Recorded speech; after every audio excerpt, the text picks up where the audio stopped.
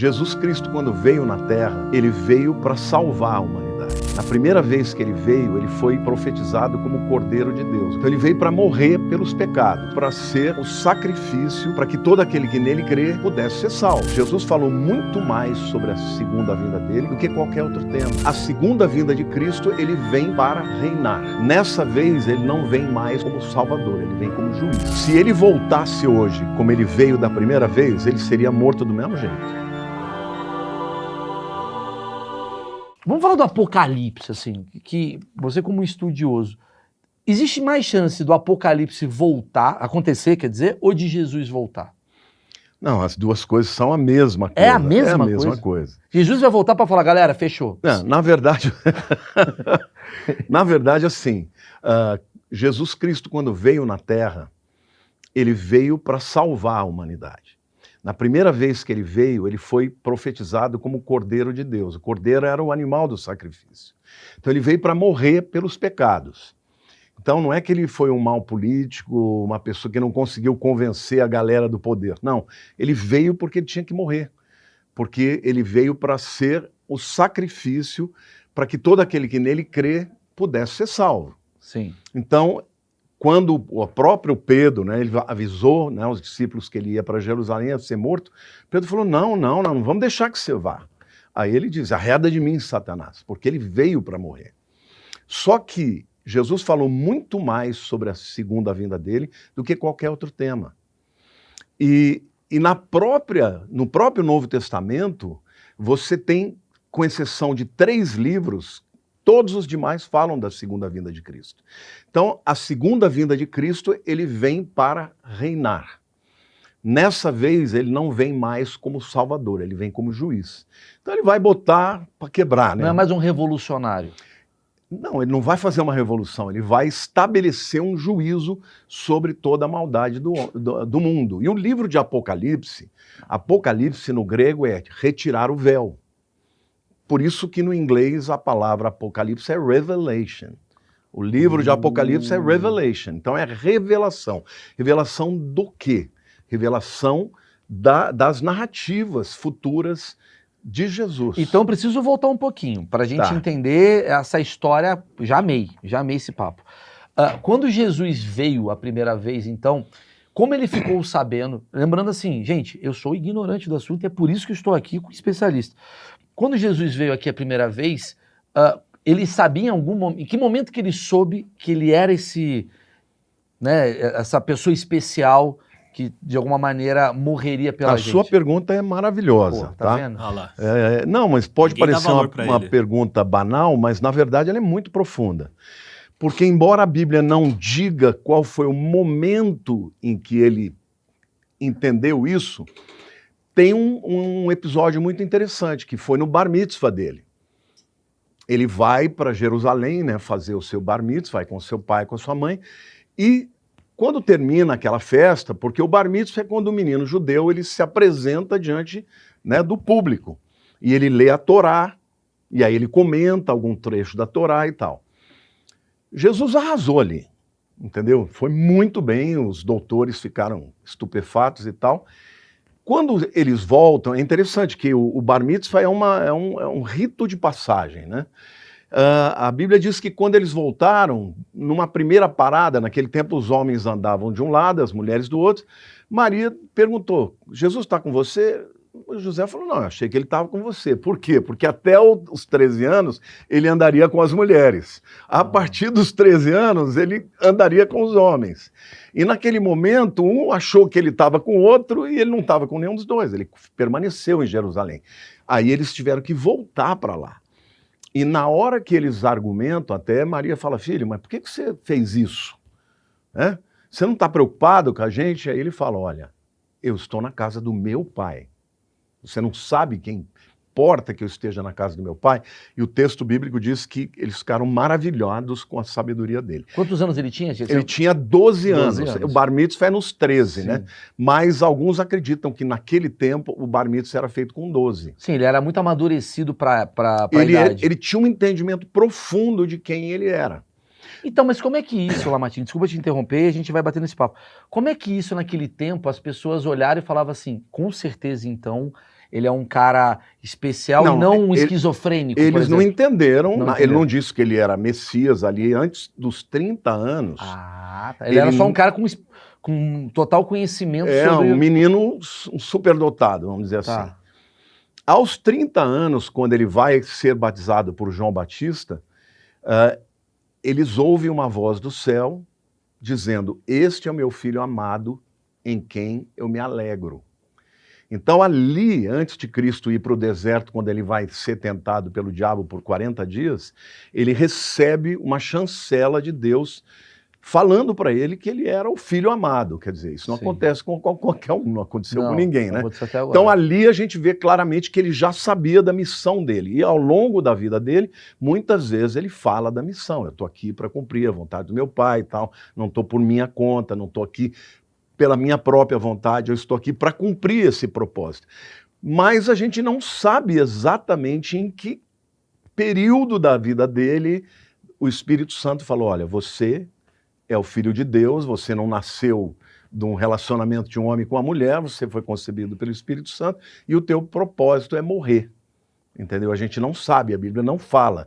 Mas esse conhecimento deve ter sido gradativo, né? Essa consciência de quem ele era. E aí eu vou te fazer uma pergunta. Existe proximidades daquele período com o período atual? Porque se ele apareceu para salvar a humanidade, é porque imagino eu que a humanidade não estava indo muito bem. Ou não? Não, total. Na verdade, assim, Jesus foi rejeitado porque ele não se adequava à religiosidade judaica da época. Era a Israel era uma né? era uma nação muito religiosa. Eles tinham 613 mandamentos, ainda hoje. É importante voltar um pouco. Pode, manda bala. Israel sempre esteve no meio de grandes impérios. Sim. Ao sul, por exemplo, o Egito. Ao norte tem a Síria, Babilônia, os persas. Sim, estava no meio literalmente. No meio literalmente. Sanduíche. Quando eles iam guerrear 1 contra 8, norte contra sul, passava e já... Sim, aproveitava e já destruía ou levava cativo. Mas depois do cativeiro babilônico, que foi no ano de 586 a.C., o profeta Jeremias disse que eles ficariam cativos por 70 anos. Quando termina o período do cativeiro e eles voltam, porque os babilônios foram derrotados pelos persas, o Ciro Grande, e o Ciro Grande ele tinha uma mentalidade diferente. Ele não dominava levando cativo as pessoas, ele libertava os povos, mas ele queria que eles pagassem impostos, por exemplo. Então Ciro foi muito bom, né, o persa foi muito bom para os judeus, ele liberou o povo para que voltasse para a terra. Só que quando eles voltam para a terra, eles tinham uma consciência muito profunda de uma coisa: nós fomos para o cativeiro porque nós pecamos contra Deus. E aqueles pecados que eles cometeram, como por exemplo idolatria, se misturar com outros deuses, como por exemplo os deuses, os Baalins dos fenícios, né, o Moloque de oferecer crianças para matar. A palavra Moleque vem de Moloque, que era um deus que exigia o sacrifício de crianças recém-nascidas. E o pecado deles, Jeremias tinha dito: olha, porque vocês não obedeceram a Deus, Nabucodonosor virá e vai levá-los. E aconteceu. Então, quando eles voltam assim, vacinados dos pecados que eles cometeram. Então, eles se dedicaram muito em criar regras para que eles não voltassem a pecar. Só que aí eles perderam a essência e se mantiveram, né, nas filigranas, nas coisas estereotipadas e tal. Quando Jesus vem, imagina um jovem de 30 anos, falando com prostitutas, tocando nos leprosos, tudo que a lei proibia. Entendeu? Sim. Então ele criou, de forma tremenda, um desconforto. Por exemplo, uma vez chegaram para ele com uma mulher que foi pega em adultério. E chegaram para ele e disseram: olha, a lei diz que ela tem que ser apedrejada. E o senhor, o que diz? Ele estava escrevendo na terra e ele disse assim: olha, se alguém não tem pecado, atire a primeira pedra. Ele não disse que ela não estava pecando. Sim, mas todos estão pecando. Exato. E naquele Quem momento... somos nós para julgar? Exato, quem são vocês para julgar? E cada um foi indo embora Primeiro os mais velhos, que pecaram mais, até que não sobrou ninguém. Ele virou para ela e falou, mulher, onde estão os teus, aqueles que te condenam? Ninguém te condenou? Ela disse, não, eu também não te condeno. Vá e não peques mais. O que ele quis dizer? Olha, você estava realmente pecando, mas eu não vou te matar. Eu estou te dando uma oportunidade de mudar de vida. Esse é Jesus. É uma pessoa extraordinária. Agora imagine, um camarada de 30 anos, não veio do nada isso. Isso era literalmente uma inspiração do Espírito Santo que estava sobre ele, porque ele veio não para revogar a lei, mas para interpretar a lei. Então, mas maravilhosa essa... Já adorei Jesus nesse... Eu vou chegar no Apocalipse. Vai. Bom, então ele foi rejeitado, as pessoas tinham preconceito com ele, por isso o mataram, porque ele era muito poderoso, ele fazia milagres, ele tinha um discurso altamente impactante. Então os líderes religiosos falaram assim, nós não matamos esse camarada, ele vai derrubar a gente. Só que tudo isso era o propósito de Deus na eternidade, porque ele tinha que vir para morrer. Só que durante todo o período que ele falou que ele veio para morrer, ele veio como Cordeiro de Deus, o Cordeiro era um animal do sacrifício. Quando João Batista vê ele passando, fala, eis aí o Cordeiro de Deus que tira o pecado do mundo. João Batista teve a revelação que ele ia morrer como uma oferta e um sacrifício pelos pecados da humanidade, para que aqueles que nele crescem tivessem os seus pecados perdoados. Só que ele deixa claro que ele não iria terminar a sua tarefa na terra na primeira vinda. Ele falou muitas vezes da segunda vinda. Há um profeta, que é o profeta messiânico por excelência, que é Isaías, né? No hebraico é Ishaia. Ele, no capítulo 9, versículo 6, ele diz assim, porque um menino nos nasceu, um filho se nos deu, o governo está sobre os seus ombros, e o seu nome será Maravilhoso Conselheiro, Deus Forte, Pai da Eternidade, Príncipe da Paz. Veja, Isaías está dizendo que ele seria um menino que nasceria, mas ele era Deus. Uhum. Ele era um menino, mas ele era o Pai da eternidade. Então Isaías já entendeu que ele seria o Deus encarnado. Sim. Agora, na primeira vinda, ele cumpriu a primeira parte, que é morrer pelos pecados. Mas todos os profetas falavam de um Messias que viria governar o mundo, reinar sobre o mundo inteiro. Depois. É a segunda vinda. Na segunda vinda ele virá para estabelecer juízo, equidade, para fazer com que... Então, mas a pergunta é... Cara, já amei te trazer. Porque assim, a pergunta é... Muita gente fica assim, cara, Jesus tem que voltar. Só que você está me falando que se Jesus voltar, também é um sinal de apocalipse. Se ele voltasse hoje, como ele veio da primeira vez, ele seria morto do mesmo jeito. Mesmo jeito? Do mesmo jeito. Será que já não morreu e a gente está achando que ele já veio? Ele está esperando a terceira vinda? Não. A gente teria visto as manifestações extraordinárias. Por exemplo, existem igrejas que acham que barba é pecado. Ok. Então... Ele era barbudo. Ah, sim. Jesus foi acusado de ser beberrão, porque ele sentava com as pessoas, com os pecadores, para falar de Deus para eles e bebia vinho com eles. Então ele não estaria no padrão para muita gente. Ele iria incomodar do mesmo jeito, porque Jesus sempre incomodou aqueles que estavam no poder pelo poder. Agora, o Apocalipse, a revelação, o livro de Apocalipse começa dizendo que é uma revelação de Jesus para João. Foi João era o discípulo amado, que era o mais jovem dos discípulos, mas João escreveu isso no final do primeiro século, por volta do ano 90 a 95 depois de Cristo. Ele estava preso numa ilha chamada Patmos, era uma ilha de prisioneiros, e foi colocado lá pelo imperador Domiciano, que fez uma grande perseguição contra os cristãos.